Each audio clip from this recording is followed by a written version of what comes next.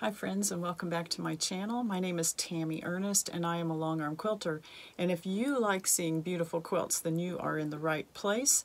Today I have another stack of customer finishes, and I also have some updates on my own personal sewing, Calico garden, and my Sew Scrappy spools. So I'm so glad you're here today.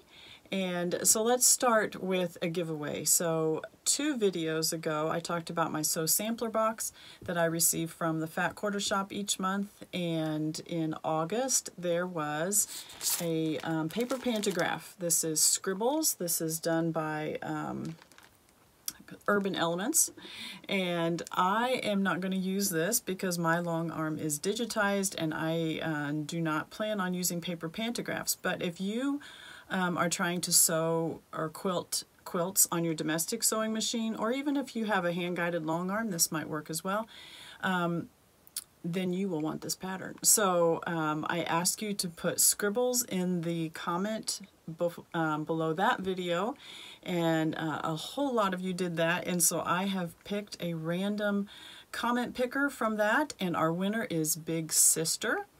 And her comment was, I would love to try the Scribbles pattern. So you can see her comment there, and I will reply to your comment in that video, and you can get a hold of me with my email address, and I will get this pattern paper pantograph out to you. So thank you to everybody who joined that, and stay tuned for my next giveaway. I don't know when it'll be. So fun. Okay, so let's move on to my updates on my sewing. So we're going to start with Sew Scrappy spools. I am still on August. I know it's the middle of September, and I hope to have my September blocks done by next week, but today I'm going to show you my August blocks. So if you are sewing along with this, I have seen a couple people who have this done already, and I am very envious. But this is the Sew Scrappy spools pattern. This was done by Holt. This is a quilt along that Fat Quarter Shop is doing for the entire 2023 year. And so fun. These are all spool blocks, as you can see, with different middles to the spool. And so I have shown you my updates all through the year. And this month for August we have the plus blocks. So let me show you what I have finished. These are my plus blocks. And I am using all scraps from my stash. I keep a couple of buckets. Let me just show you real quick. I keep a couple of these bins in my sewing room. I have 3 of these currently, and I picked this one at the beginning of the year to do this entire sew along with. I am not sure I'm making a dent in it at all. But at least feels good, I guess. I'm not even sure I'm making a dent in it. But using all of these colorways, this is something I just, at the beginning of the year, I thought all the colors, there was a wide variety of colors, they all kind of went together, so I'm just using those. But I could probably make 3 or 4 of these quilts with the amount of scraps that I have in this bin. So that has been what I've been using. And then you've noticed that I use 1 brown print for the entire month. So whatever spools I'm making for that month, I use the same brown print, which means that it's going to be they're going to be different ones throughout the year. I did think that I was running low on browns that were in this bucket, so I have added a few others. I showed you last week that I had bought a fabric bundle at my local quilt guild. I had an auction last month and I bought a fabric bundle that had a bunch of browns in it, so I have added some of those into my bucket. So this is actually the brown that I used on the plus blocks. So I have no idea what the designer, what the name of the fabric is. These were just ones that were in that scrap stash. So I picked 4 different browns. Actually, these are not quite a fat quarter, so really I'm only getting about 4 blocks out of each one of these. And so this month I actually did 2 different browns. So on all my plus blocks, I have used this floral brown. This is probably my favorite of the 4+ blocks. I love grays and I love the darker red. You know, kind of a patriotic feel, but I just, I love that colorway. Blue square in the middle. Then here, this one, I guess you could say it has a little more of a Christmas feel with the green, the red square in the middle. And then one more, you've seen these prints before. This is just another red square. It's actually a batik. It's kind of an orangey red, and then the pale blue with the swirls, and then the aqua blue.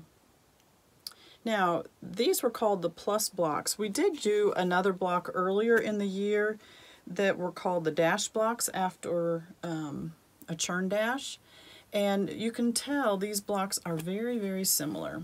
So there's really only one main difference. Can you tell what the difference is? Yeah, so this is the plus block. This is the dash block. Now, the only difference between the two is that here we have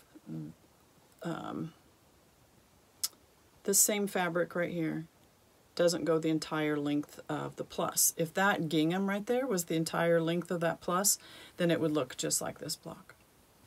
But this one, we're doing one fabric for these 4 squares around the center square. We're using the same fabric here as on the corners. Now, when I see this, those triangles pop out, and that's what makes it the dash block. By doing that, it brings these corners, this fades to the background along with this. By adding that little square there, this fades to the background, and then your triangles pop out. Here's another one. This is kind of the reds and greens, like the Christmas. And again, by putting that print right there, that fades to the background with this print on the corners, and then those that churn dash pops out there. With the plus block, because we're keeping it all the same across the middle, then it's one of those eye things, you know, when you can look at a picture and do you see the old lady or the young lady? Kind of a similar thing. You know, if you twist your eyes just right, you can kind of see the triangles. But because this red is all the same, creates that plus all the way across, and then that's what your eye focuses on. That is the focal point, is the plus itself. Where in this block, like I said, these fade to the background with the corner, and so your eye, your focal point is on the white triangles. Very simple. I mean, that is just a simple little change, but notice how it changes the look of the block. One little piece. All right, here is another plus one. The yellow with the green, and then the red center. And I used all 4 of the plus blocks have that same brown floral on them. So cute. Now, last time we talked about these, I showed you or talked about that some of these in the quilt will be turned this way. This block, it does not matter. It doesn't matter whether it's oriented up and down or side to side, the block looks the same. Both sets of blocks this time are the same way. It doesn't matter which direction they go. Some of my blocks, like my heart and my the flag one, those are absolutely directional. Most of the other ones, it doesn't really matter. The other ones that'll matter are the flying geese one. I made all of mine up and down, so I will have to finagle some things at the end when I'm setting it, because in the setting instructions, you can see this is a close-up picture, but they alternate. Up and down, sideways, up and down, sideways. And so I am going to have to do some finagling around, which you would have to anyway, just because your colorways, you know, I don't want a blue flying geese block right next to a blue, now I've got them all out of order here. You know, one of like this one. I wouldn't want those two right next to each other. I'm going to want to separate my blues in my quilt, and so I'm going to have to do some movement around anyway. But knowing that I'm definitely going to have to do it with blocks that should have been oriented this way. So if you're still working on this, just take note, there is at the very back of the pattern, there is a whole layout of the setting instructions, and so you take a detailed look at that so that you know exactly which blocks need to be turned horizontal and which ones are vertical. I did not do that, and was alerted to that fact, so now I'm paying attention. The other set of blocks that I did this month, let me find the name of it. These are called the stamps blocks, and these were a lot of fun. So basically, these are just 1.5 inch squares. And all I did is I cut, there are 4 of these blocks, so I cut prints and I cut 4 of them and just made 4 different stacks until I had, you know, there's 25 of these, until I had 25. Actually, I probably had 28, 30 in each one. And then I sewed all of this block at once, and I just string pieced it. So I would grab 2, 2, 2, you know, and I grouped them by 2s, and then I laid that out on my ironing board and kind of arranged it in a pleasing pattern. I wasn't really, you know, doing anything methodical, just trying to lay something out. You know, I may have had too many oranges in this one, but it's just a scrappy. This one is not going to matter whether it's horizontal or vertical. So I wanted to do one whole block at once so that I didn't get all my pieces mixed up. So I have the same fabrics, or for the most part the same fabrics in each block, but I didn't try to match them. So I have this one, then I have another one. So again, the same, a lot of the same fabrics, but I did not try to match them up. And then a third one.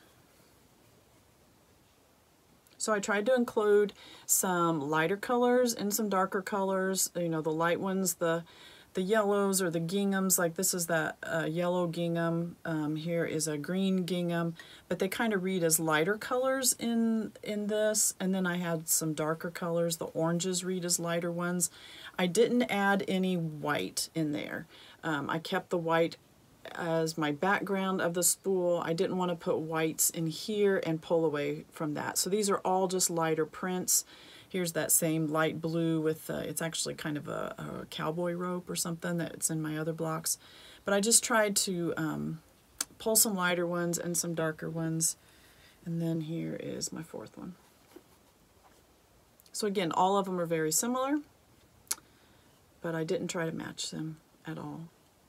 Okay, I did use a different brown on these 4. A little more of just a swirl. Very subtle. A little more of a yellowy brown than some of the others. Some of the others are a little darker. And again, it's not going to matter which direction they go. We've talked about before, I am using the same background print on all of these. This is a Christopher Thompson.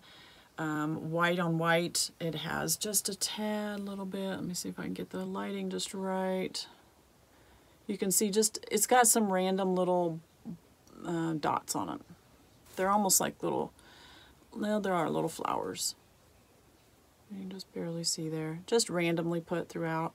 But I am using that same background on all of the spools. That's the one constant throughout the whole thing. And I do have a whole bolt of that. And I'll link that below if it's still available. I like to keep some white on white bolts because so many quilts, you just need a white background. So it's just nice to have whole bolts of that instead of having just pieces here and there. Of course, I can use white on whites in Scrappy projects, and I have done that. But I like to start out with a whole bolt of them as well, just to, if I'm starting a new quilt, and I can have one background print even if it's a Scrappy quilt. So that's my progress on my So Scrappy spools. Again, this is a pattern by Holt, and I will link that down below. For September, we're supposed to be doing star blocks, and they look like a lot of fun. Let me show you those. Let me find one on the front here. So, very scrappy. And then we're doing these, what are they called? String blocks? Stripes blocks, and those should go together really fast. I'm assuming those are just 1-inch strips, and so I can cut them to 5.5 inches, I assume is what it is, or I can just sew them together and then cut my square. before adding it in. That'll be really simple. Shouldn't have any trouble getting those done this week, and then I will show you those next week, and then I'll be caught back up again. I'd love to get ahead on this. I don't know, do I need to get ahead or just quilt along, you know? Something to look forward to each month. I don't know, maybe I don't need to quilt ahead. Enough other stuff going on, but I am enjoying this one. All right, that's So Scrappy Spools. Now, Calico Garden. This quilt along, I'm not quilting ahead, I'm quilting behind. I'm still working on this one. Like I said last time, Lori Holt's gone on to other quilt alongs, and I'm still trudging along on this Calico Garden. Coming to the end of summer, maybe it's a good time because our garden here at the farmhouse is wrapping up. My daughter brought in 3 huge bowls of tomatoes again last night, so we're going to be working on some spaghetti sauce. We've canned just tomatoes, just like stewed tomatoes. Most of them we've either canned or just we roast them. My daughters learned this in a bakery that they worked in. It's a bakery and cafe, but they learned that you could roast the tomatoes in the oven on a low temperature for, you know, many hours. We put some salt and pepper, some other spices on top of them, and just roast them, and then we bag those up and freeze them. So on those days when I don't have enough time to actually cook them down and can them, I can just put them in the oven like that and roast them. So we've put some away as just in the freezer. We have canned some and actually used a couple of those jars last night when I made lasagna. But I think I'm ready just to make some spaghetti sauce. We've got lots of peppers coming in as well. And so the combination of the peppers and we have a few onions, but I may have to buy some onions to put in with the spaghetti sauce and cook all that down. But since our garden's coming to an end, maybe I'm perfect timing to be finishing my Calico Garden quilt as well. It's the end of summer and we'll just finish it all at once. So I have started putting some of my blocks together, and I am so excited about this. I did find when I went to put some together, here's a couple of the fruit blocks that I've put together, and there are others in this string. There's like 4 of these sets of blocks, and I have trimmed them down. You can see that I got a little close on some of my seam allowances when I was laying these out. Nothing I can do about it now. I probably should have, in hindsight, I wish I would have cut these to size when I was working. Okay, you can't cut them to size until after the applique is done because the applique will shrink in those fabrics some. I do all machine applique. I use monofilament thread on the top. I use a white bobbin thread. And I like doing that. I don't have to change threads by changing when you know, when the fabric is different. So I use the same clear monofilament thread. I have a cone of it right here. I have a couple of these cones, and I haven't even been through one yet, but I do this on my regular sewing machine, my domestic sewing machine. I'm running an old Bernina. I have had this Bernina I don't know how many years, and I bought it used from my mom. Still plugging along, but that's what I use. I have what do you call it?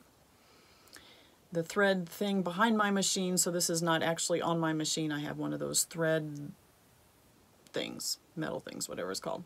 And then this sits in that, and then it strings across over to my sewing machine, and then I have white Orfill in the bobbin, and that's the way I do all of my monofilament thread. That's the way I do all of my machine applique.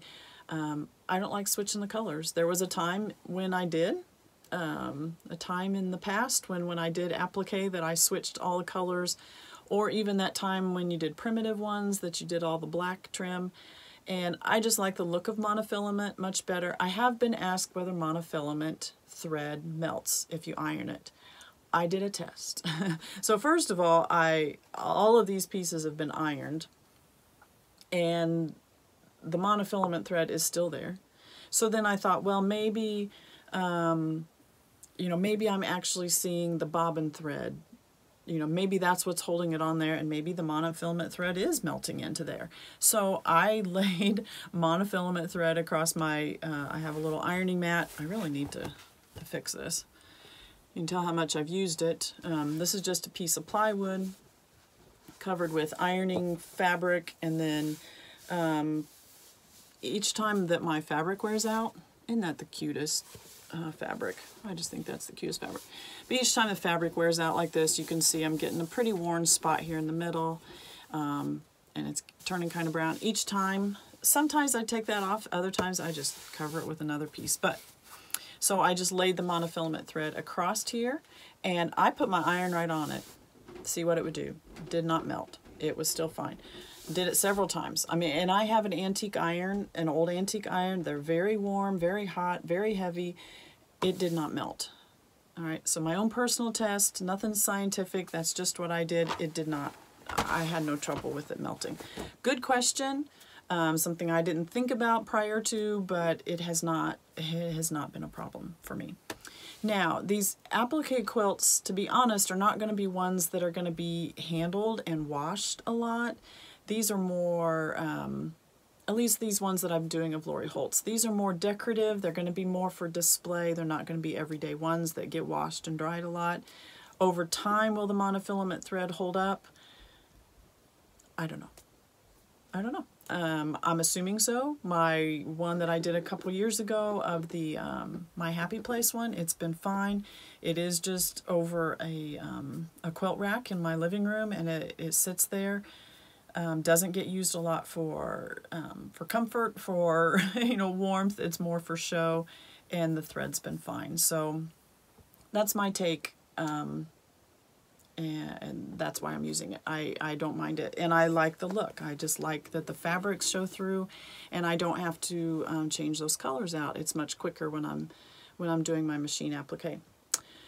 So, but I do wish, back to my original point, I do wish that as soon as I had finished the applique of each one of these blocks that I had trimmed them down. It has been kind of tedious to go back through Lori's blog and to find the sizes that I need to cut these. And that's been a little bit frustrating this week, is trying to find the right week and then scrolling through the blog to get to the point where I find the cutting sizes. And I should have looked at this earlier, but perhaps they are listed in here. So this is where I keep, this is my binder that I keep the sew along guide in for Calico Garden. And let me just flip through here. I have each one of these. This is available on Lori's website, and so if you have not done this quilt along, you're never behind. You can always download this and get started. So this is nothing that I'm showing that's not public information. So this is free on her website. And let me just flip through here real quick and see if there is any place where it tells you the sizes. So here's the layout guide. And then she shows you what pieces to put together. Sorry for the glare. She shows you which sections to put together, because it's not done in complete rows. You're doing them more in sections, and then this section is hooked to this section. And it does not give me sizes for each of the individual blocks. It gives me sizes for this entire section put together, but I don't have individual sizes. So that's why I have to go back to her blog to find what size each one of those blocks needs to be cut. So at the back here, this is where I kept the pieces for each one of the blocks. Like this says apple block, and you can see it's now empty because I finished that one. For some reason in this one, I have a couple little brown pieces left. I don't know why I didn't, I don't know. I don't know if I forgot something or why those were there. This worked fairly well. It did get kind of heavy, and I did have to make sure that my binder never tipped over because these are open at the top. I had a viewer mention that she uses the pencil pouches type thing. The school, you could find them in the school supplies at any box store. That she used those, and I like that idea because they zip up and you can put all the pieces inside. It's still, most of them, you can buy them that are completely solid where you couldn't see through them, but you can also buy them where they have windows in them so that you could see the pieces, but they would be zippered, and then I wouldn't have the trouble with them falling out. Now, watching Lori Holt's latest video where she's talking about the hometown sew along that she's doing right now. Just started this week, and it is also an applique quilt. And I don't know if I have ever noticed that she said this before. Maybe she has and I have just missed it. But she talked about on her video this week how when she cuts the pieces, she is putting each one on a separate design board. Why did I never think of that? You know, and I should have known. I mean, that she uses design boards, that's what she would have done. I don't know why I never thought of that. So like for the Mums block, she would have a design board, and let me grab one real quick.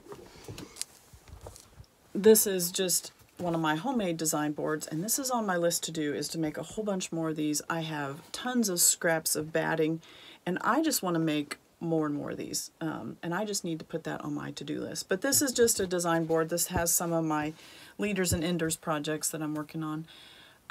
But what she said on her video is that when she cuts the block for the Mums block, when she cuts the pieces for the Mums block, all the different fabrics, she just sets them on this design board, marks it somehow Mums, and then files that away.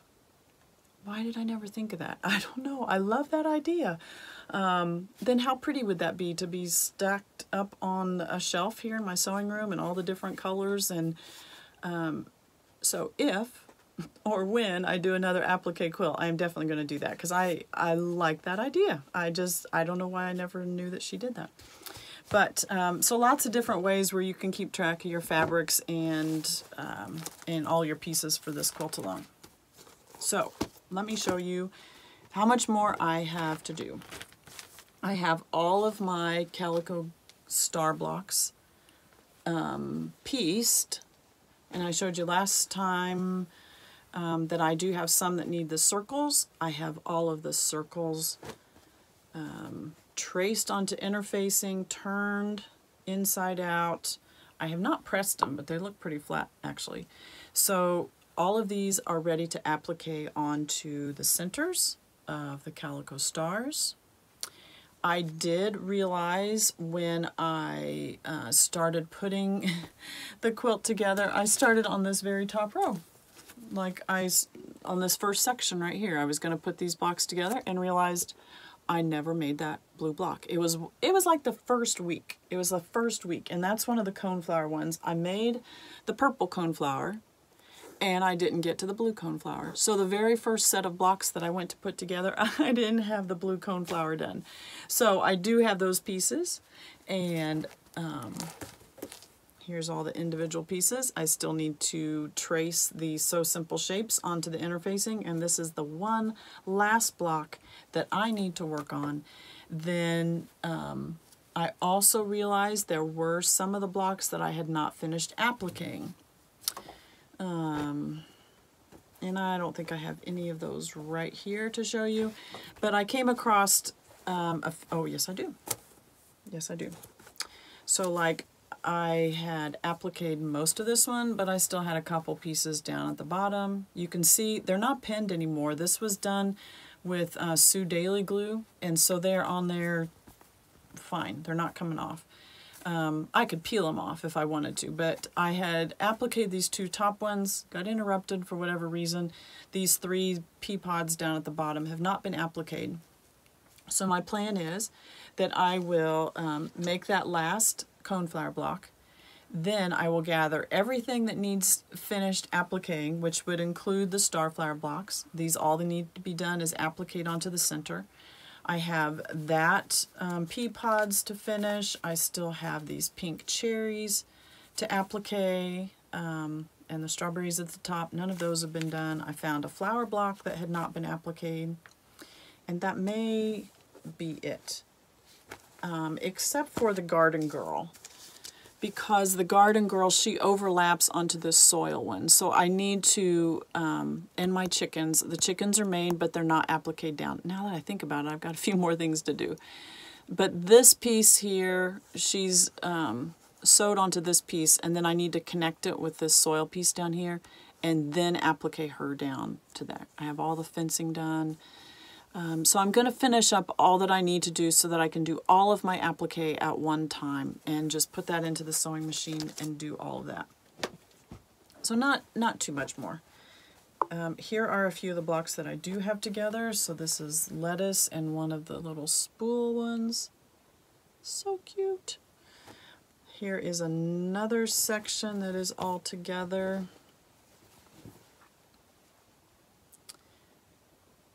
The busy bees, the small tools, then that set of flowers, I forget what she calls those, and then the wheelbarrow, so cute. Oh my goodness.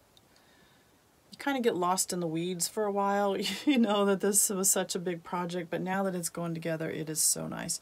You might remember on those stars, I ended up just doing steam-a seam on the stars. I was not able to get those turned with Lori's interfacing, so they don't quite stand out as much, but in the overall quilt, I don't think you're going to notice at the end. Then here's another one that I have all together. The fruit basket, how cute.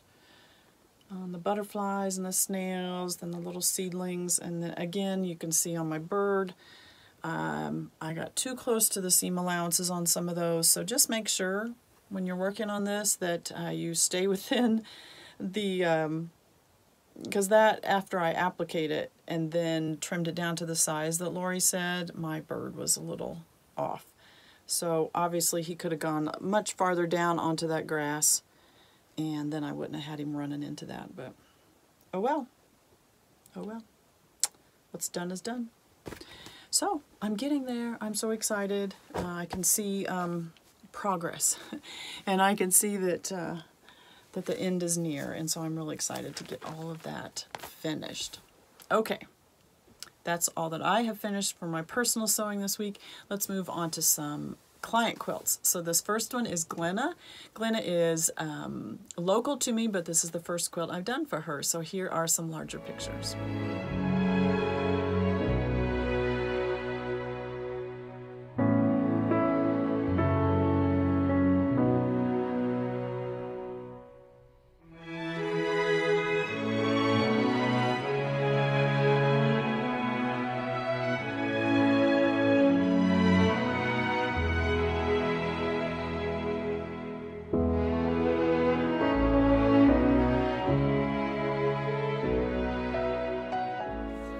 So Glenna's quilt is so cute. Unfortunately, I do not have names of patterns. I will be seeing her tonight, so if I can get names of patterns, I will, because this is really a really fun quilt. And so this pattern is like when you take a picture of it, the pattern jumps out at you. It is just really really cool. All the dimensions to it, the different shades. All of the fabric is the same. So this white print, it has this little squiggly, it almost is like threads. There were a few times that I thought I had a thread on there, especially with these, there were some white ones and some gray ones that I thought I had a thread on there, and it's part of the fabric. So it's all the same, the lighter blue, the white background, and then the darker blue, just 3 colors. All the fabric's the same. It has the same squiggly string lines on it. The background, the backing fabric is the same as well. So really with this one, I sent a picture of this one to my business buddies, and I said I need help picking a pantograph for this one because the fabric is so busy, and I was really kind of stumped. And so we threw around a couple ideas, and we finally, one of my business buddies said, how about the Sprawl print from Longarm League? And one of the other ones says, yes, I really like that one for this quilt. So this is, Jess Ziegler created this one. She is the owner of the Longarm League. This one's called Sprawl. And I did this in a gray thread, and to be honest, you really can't see it. I'll put some close-up pictures in here. You have to be really in tight to be able to see this. It adds the texture. But the quilt is really, the piecing and the fabrics is really the highlight of this quilt. The quilting is just in the background, just to keep the whole thing together, and adds the texture.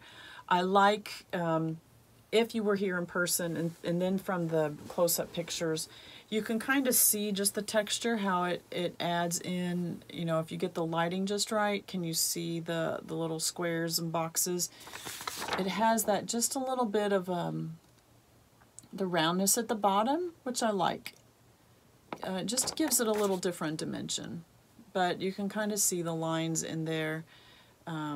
Beautiful quilt, beautiful quilt. And just really like it. Yeah, can you see some of these across the back? I'm like, it looks like I have a thread there, but it's not. That is in the fabric. This fabric is called, I had the selvage and it said Turnowski, T-U-R-N-O-W-S-K-Y. Turnowski. Look for that on QT Fabrics, and let me look real quick. I know I was reading about this. Oh, I didn't put my... I will put a link down below for the Turnowski so you can read about it on QT Fabrics. I know if you are local to Indiana here, then Not Your Average Quilter Quilt Shop up in Fayette, Indiana. When I looked online, it said that they were a shop that carried this fabric. So I'm sure even if you're not local, you could call and order that from them, I'm sure. So really pretty. Really love that. All right, my next quilt. I have to look and see what I did. Okay, next one is from Amy, and I'll let you see some larger pictures.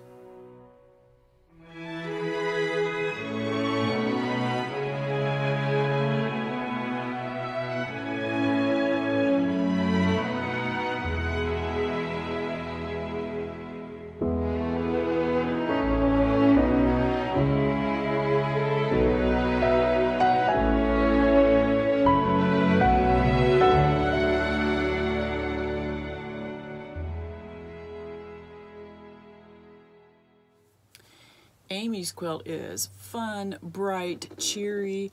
In this, I don't, she said it was just scrappy. I do see some fabrics from Crimson Tate, and Crimson Tate is also local to me. She's downtown Indianapolis on Mass Ave, and a nice modern quilt store, lots of fun, very small, but she packs it in there, and just a lot of inspiration there. And I can see some of her quilts in here, especially the bookish ones that have typed words on it. You can see right here the date stamped fabric, one of my favorite. I have a whole collection of Crimson Tate, the whole book line that she has, and I've not used it on anything yet. I'm excited to. So Crimson Tate is also the designer of the book quilt that I showed many months ago. I will link that down below. If you've not seen my daughter's book quilt, you will want to see that. It is incredible. I have another daughter working on finishing touches of hers, and then it'll be ready to Longarm as well, so I'm hoping to be able to show that in the near future.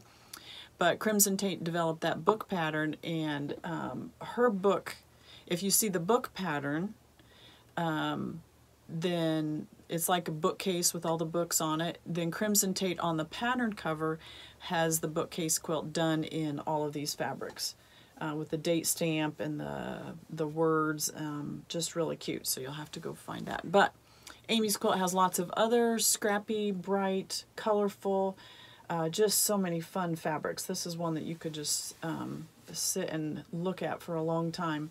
This pattern is Jen Kingwell. It's called Baker's Dozen, and it's a whole booklet. It does use some acrylic templates, and I have linked those down below as well, and you can go see that pattern and those templates.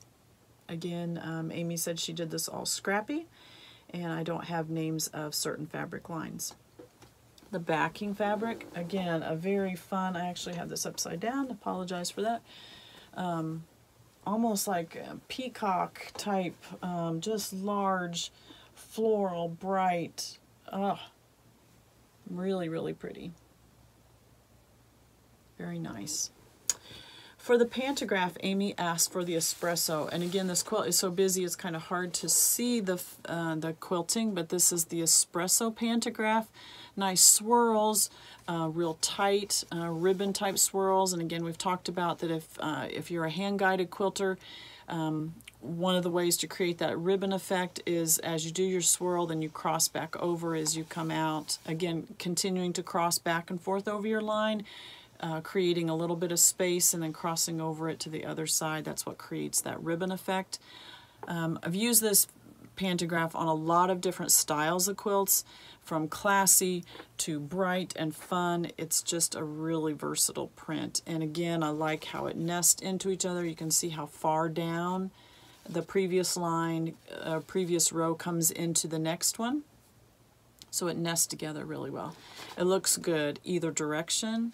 So no matter which way you have your quilt oriented, it's going to look nice either direction. Amy asked for a gray thread, which was the perfect fit for this one. It blends right in with everything.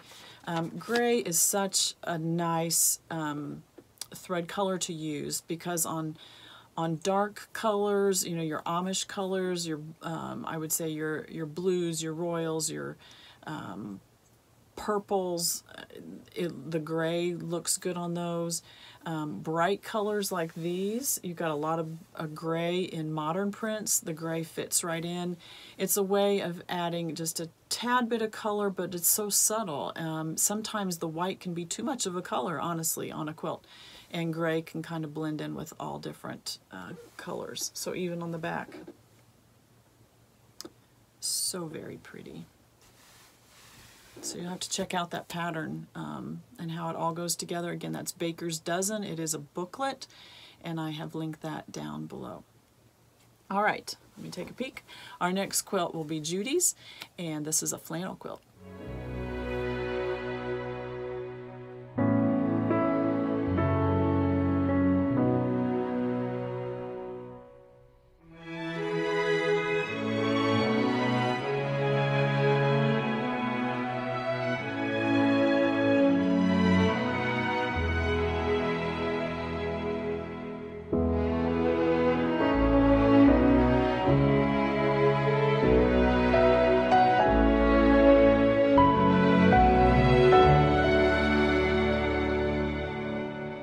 So Judy's quilt, she made this for her brother.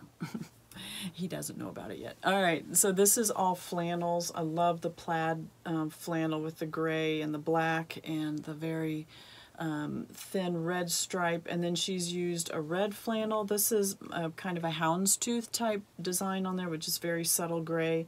And then we have just a gray. It looks very similar to a grunge print, just kind of a gray. Plain, I think grunge is on the next quilt that I'm going to look at. I'm getting my grays confused here. But just a simple gray square. Now this one, I didn't ask Judy what pattern she used, but talked about before the gingham quilts that Lori Holt does. This is, let me show you this. So 3 different fabrics. We have this dark red, we have this light red, and then we have the white. So the light red, the medium color is on every row, and so on the one row it's alternating with the dark, the other row it's alternating on the other squares with the lighter color. So in Judy's quilt, she is using this black and gray plaid as the medium quilt. The medium, in hers it's the darker one, you know, really it's the darker one. But that's the fabric that she's using in every line. So in one line she's alternating it with the red, and then on the next line she's alternating it with the gray. Does that make sense? So still gives that, it's the same sort of print, but you can choose any size of squares that you want. Pick 3 fabrics, and one you're going to need more of because this one is in every row, and the other 2 you're just alternating it with the 2 others. Okay, I hope that made sense. But really cute. Judy here, she picked, these are probably cut 6 inches. They measure 5.5 inches square once they're done. Pick any size. So if you have 2.5 inch squares, you pick 3 colors, 2.5 inch squares. You could make it big enough for a baby quilt. You can pick larger squares. I would say the larger the quilt, you could do the larger squares. So you could do 10-inch squares and make a very large quilt very quickly by just picking 3. And this fabric, whatever fabric you have that's going to be in every row, you're going to have double that compared to the others. Okay, that's very unscientific. That's just my take on it. But really cute, very masculine quilt here. So the backing, she chose the same gray that's on the front, and really good choice. So this one's kind of busy. Not busy, I mean it's not as busy as the bright one that we just had, but it's the busier side of the quilt, and then here we have a place for our eye to rest. Now you can see the pantograph. So this is what I would call a scenic pantograph, and I'll put some up closer pictures. So this pantograph is called Trees. Let me get it right. This one is called Deer, Geese, and Trees. I always get it in the wrong order. Deer, Geese, and Trees, and I have linked that down below. So this one is done in rows, but what I did is I alternated, when I pulled it into the design, I alternated it so that I didn't have tree, tree, tree right underneath each other, but I offset the row by half so that I had a tree here, and then a tree here, and then a tree here, so that they it broke up the eye, and I didn't want just a line of trees down in one spot. Did a gray thread, so it's just adding the texture on the back, blends in with the front. You can kind of see it a little brighter on the red, but a really cute. Judy had asked if I had anything that was log cabin, and I do. I have several log cabin ones as well, but we thought this one was went really well. She thought this one would be one her brother really likes. So I also finished the binding on this one for Judy. We did just a black binding all the way around. So when she gets this one back, it is ready to gift to her brother. It'll be fun. All right, so let me see what I have next. Okay, we have a musical quilt. Here are some bigger pictures.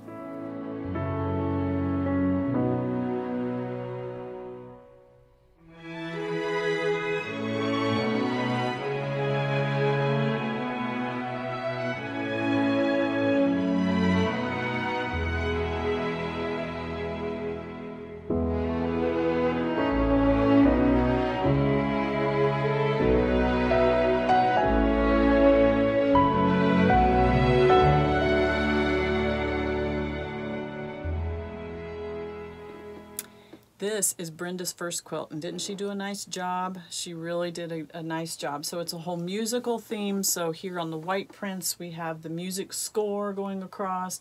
The gray prints are gray and then have instruments in them, so you can see that here. Again, we're just picking 3 fabrics. This is actually one of the 3-yard quilts.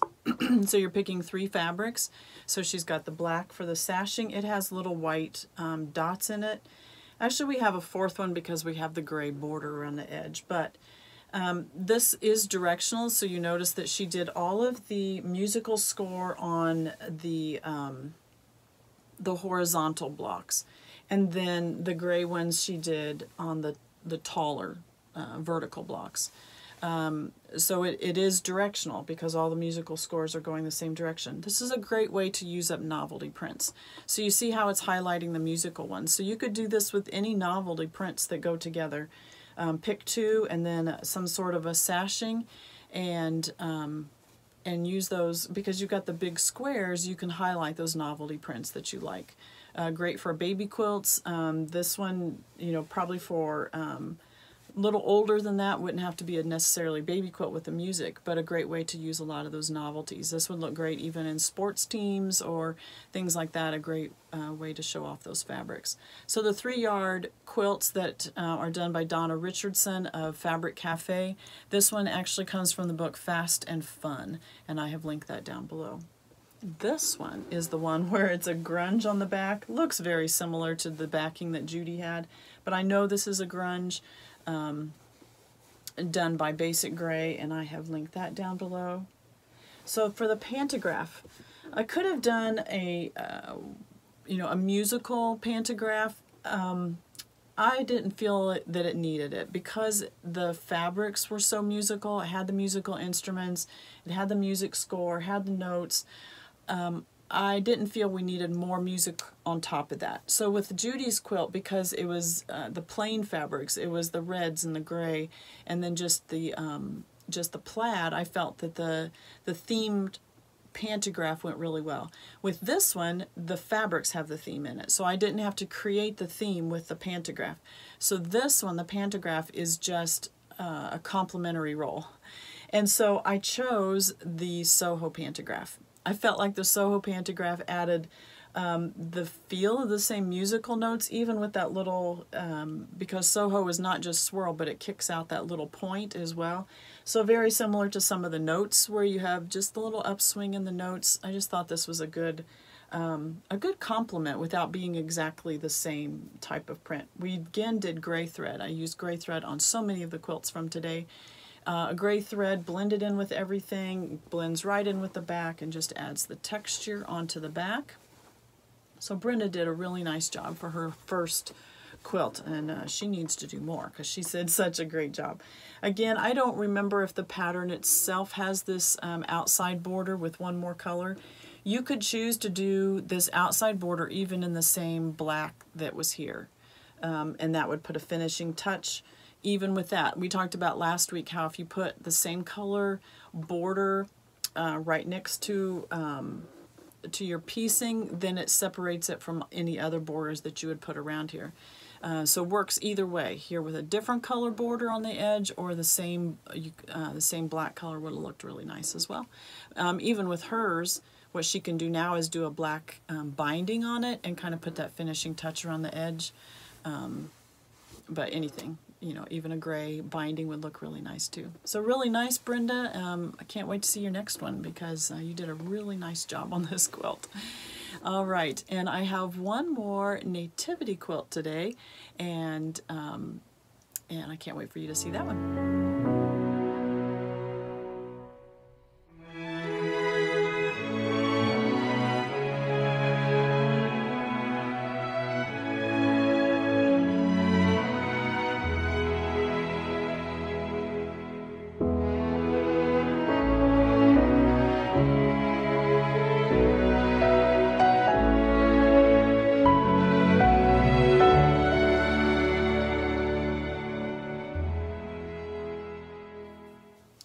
Do you remember this quilt? Not the same one. I did one very similar, the exact same pattern a month or so ago, and that was Rachel's. This is Marcia, and Rachel and Marcia are cousins, and they do a lot of quilting together, and they decided to do this pattern together.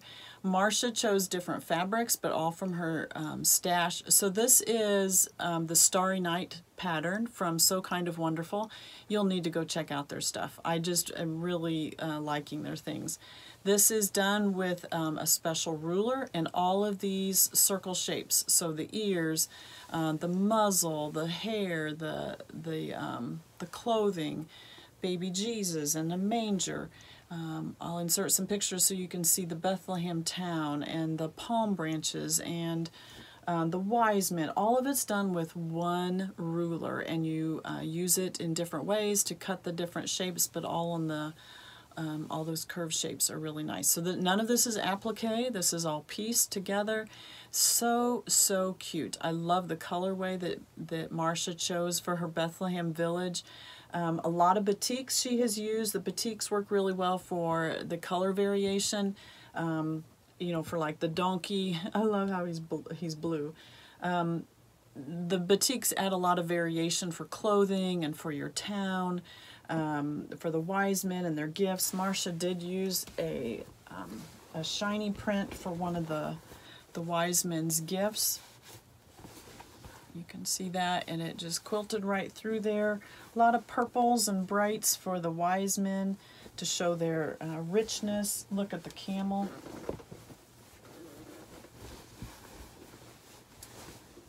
The camel's really fun. Love his just bright print, very Arabian, and a big old cover on his hump. This is just such a fun quilt. And so I did notice on the So Kind of Wonderful website, this pattern, let me see, it measures, Marcia's measures 76 by 78, so it's a very large quilt. And on the So Kind of Wonderful website, they mentioned that a lot of people were wanting a smaller pattern. So this week they come out with a new pattern that's called Oh Little Town.